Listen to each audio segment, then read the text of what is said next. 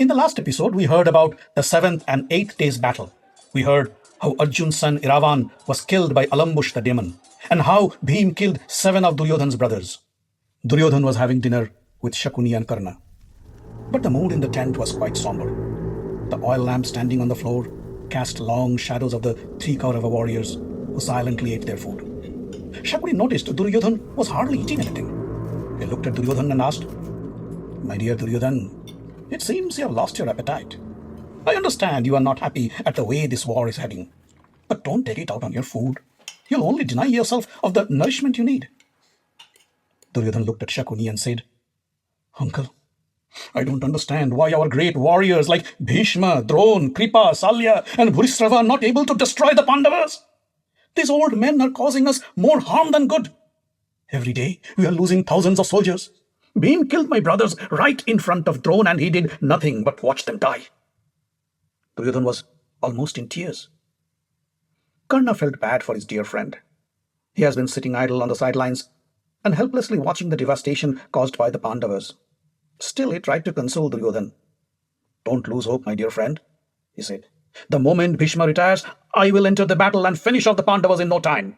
You know very well, Bhishma likes your cousins and will try his best not to hurt them. Besides, I don't think he has what it takes to kill these valiant warriors. I suggest you go to Bhishma and politely ask him to give up his arms and return to Hastinapur. I'll take it up from there and end all your pain and misery." Karna's words made Duryodhan feel much better. It was a mistake to make Bhishma the chief of his army. Now is the time to correct that mistake, he thought. He finished his dinner, mounted his horse, and headed towards Bhishma's tent. Bhishma had just finished his meal and was about to sit down to plan for the next day's battle when Duryodhan entered the tent. Duryodhan bowed down to touch Bhishma's feet. Bhishma was surprised to see Duryodhan's sudden expression of reverence. He asked Duryodhan to sit down. Duryodhan obeyed, and then, with folded palms, he said, "Grandfather, I came here to apologize and ask forgiveness for all the harsh words I said. I should have realized long ago that age is a cruel enemy, and it could affect even a great warrior like Bhishma and rob him of the edge he once enjoyed. I forgot that the valor and prowess with which the young Bhishma fought his guru Parashuram couldn't remain the same." Bhishma was quite amused to listen to Duryodhan. He asked, "What are you trying to say? I don't have what it takes to fight this war?" Duryodhan looked at Bhishma, and with folded palms, he said, "You are great. And yes, you can still destroy our enemy and kill the Pandavas in a single day, if you really want. But what I understand, age can rob a person of his will to fight and win. You had promised that you'd kill our enemies and make us victorious, but that day is yet to come.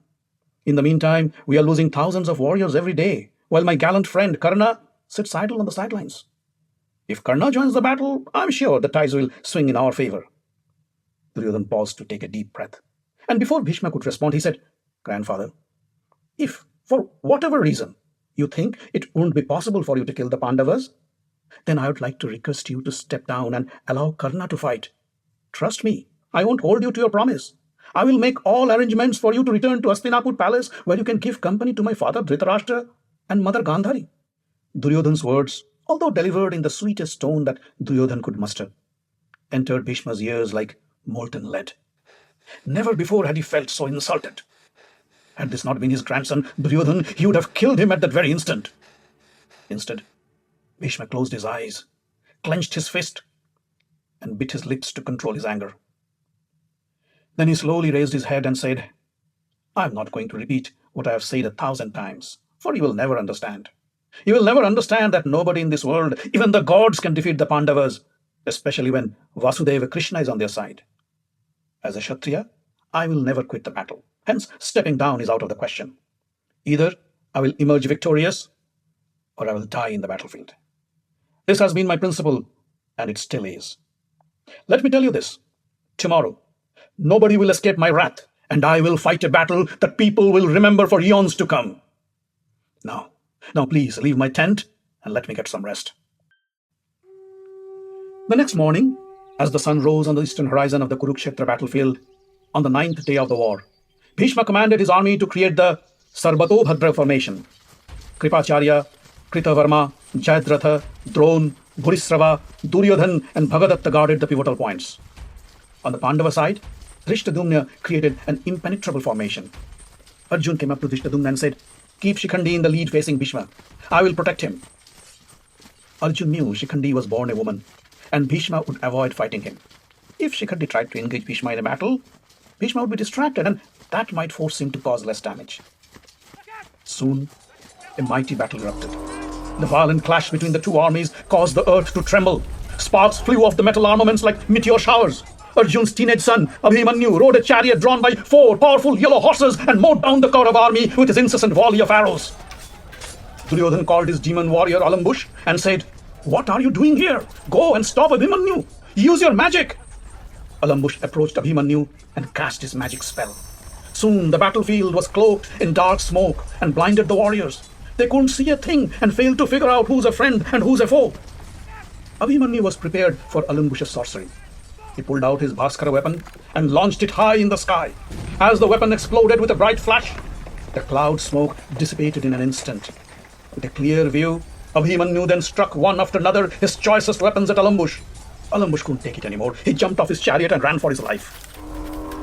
On the other part of the battlefield, Bhishma struck the Pandavas with a ferocity that they have never experienced before.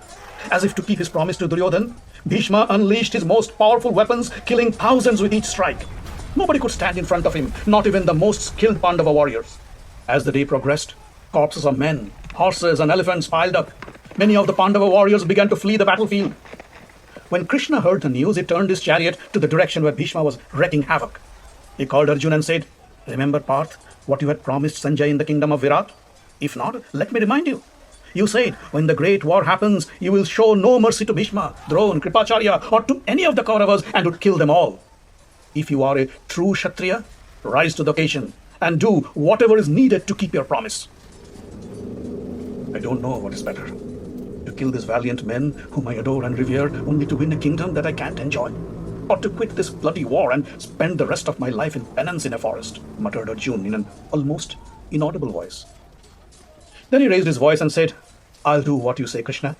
Take me to Bhishma and I will destroy him." Krishna drove the chariot towards Bhishma, and soon the two great warriors faced each other. But on this 9th day of the war, Bhishma was simply unstoppable. Not even Indra, the lord of the gods, could have stopped Bhishma. Bhishma's arrows covered Arjun from all sides and he couldn't keep up countering them. A dark cloud of arrows covered Arjun's chariot and Arjun could hardly be seen. Krishna tried his best to maneuver his chariot to escape Bhishma's onslaught, but nothing seemed to work. The warriors around stopped fighting and watched in amazement how this old man in a flowing white beard and white garments completely subdued the mighty warrior Arjun. Emboldened by Bhishma's prowess, the Kaurava army launched their attack on the Pandavas with renewed vigor. Thousands of Pandava soldiers lost their lives, and it seemed if Bhishma continued his devastating form, nothing could stop the Kauravas from winning this war. But the sun god was kind to the Pandavas, and soon dusk fell on the battlefield. Those still alive sighed in relief as they retreated to their respective camps. In the Pandava camp, Yudhishthir summoned his brothers and trusted lieutenants to an emergency meeting. Bhishma's onslaught during the day has shattered him completely. He looked at Krishna and said, "Vasudev, it was a grave mistake to fight against grandfather Bhishma. You saw how he decimated our army today. Arjun was no match against him. If he continues like this, we have absolutely no chance of winning this war. I've been thinking about giving up and retiring to the forests. At least there we can live in peace and dignity." Krishna held Yudhishthir's hand and said, "My dear King Yudhishthir, don't lose hope. I'm with you. If Arjun cannot muster up the will to kill his favorite grandfather, then give me the orders. I will take up arms to fight and kill Bhishma in front of all the Kauravas. An enemy of the Pandavas is my enemy too, and I am willing to do whatever it takes to make you victorious. Arjun is my dearest friend, my brother-in-law, and also my student. For him, I can cut off and sacrifice my flesh if needed." Yes, Arjun had promised to kill Bhishma. But if it is too costly a burden for him, then relieve him of his promise and allow me to do the job. The moment Bhishma decided to join the evil Kauravas, his days were numbered. It's only a matter of time before Bhishma falls. If you order me, I won't hesitate for a moment and join the battle tomorrow morning. Arjun stood behind with his head hung in shame. Yudhishthir knelt before Krishna and said, "Pardon me, Vasudev. With you on our side, we can defeat the gods, let alone Bhishma. But I don't want you to break your promise for our sake. That would be worse than losing the war. You please stay with us as you have always been. Yudhishthir sat next to Krishna and said, Bhishma once told me, although he's fighting on behalf of Duryodhan, if we ever need his advice on how to be victorious, he would be glad to offer his help. So I've decided we'd go to Bhishma and ask him to tell us how we can kill him. When we were young kids, grandfather never refused to give us whatever we asked for. I'm sure even today he won't turn us back and give us the right advice to ensure our victory. Yudhishthir paused for a moment and looked at his brothers, who stood shocked in front of him. They couldn't believe their ears. Bhishma would tell them how to kill him? Isn't it too much to ask? Krishna stood up and said, You have taken the right decision, Yudhishthir. Bhishma loves you brothers more than anything else. He won't refuse to give you anything you want, even if it is his life. I suggest you don't waste any more time and go to his tent right now. Yudhishthir looked at his brothers and said, You heard what Krishna said. Let's go to our grandfather and ask for one last gift. He took off his arms belt, his armor, his helmet, and walked out of the tent. His brothers did the same and followed him. In the darkness of the night, the 5 brothers walked barefoot towards the Kaurava camp, while the guards and soldiers watched and wondered what their princes are up to this time.